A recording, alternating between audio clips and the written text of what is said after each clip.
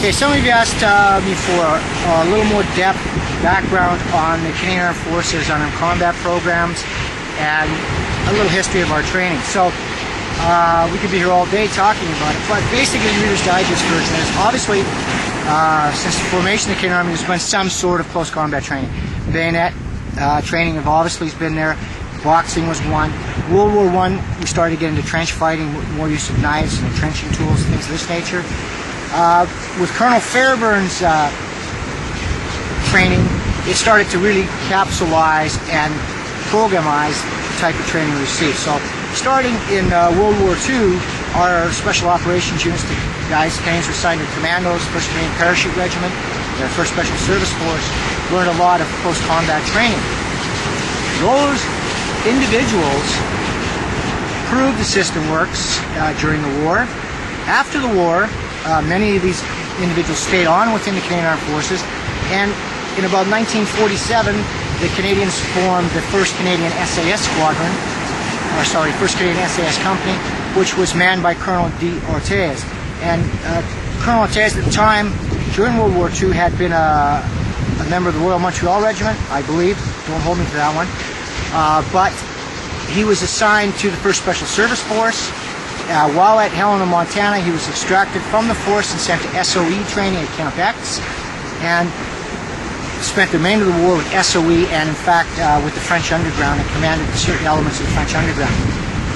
In fact, his wife was an SOE agent as well. After the war, he commanded the 1st Canadian SAS Squadron. Now, in this squadron, he had the best of the best. He had members from the 1st Special Service Force, the 1st Canadian Parachute Regiment, SOE, and the Canadian different commando groups, plus from the regular infantry and other elements of the Canadian military.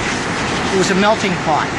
In it, they created what became the Canadian Army Unarmed Combat Training Program. Now, if you could imagine some of the toughest SOBs on the planet creating a system.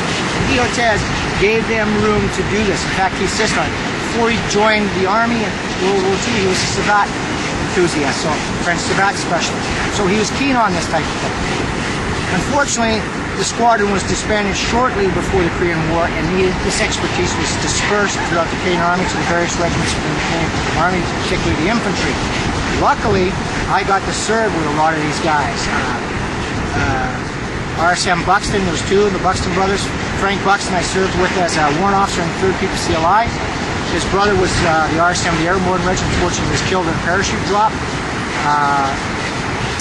Gordy Naylor, RSM Gordy Naylor, commanded the Queen's Own, was RSM of the Queen's Own Rifles. When they were disbanded, he was my RSM, a tough guy, 1st Canadian Parachute Regiment.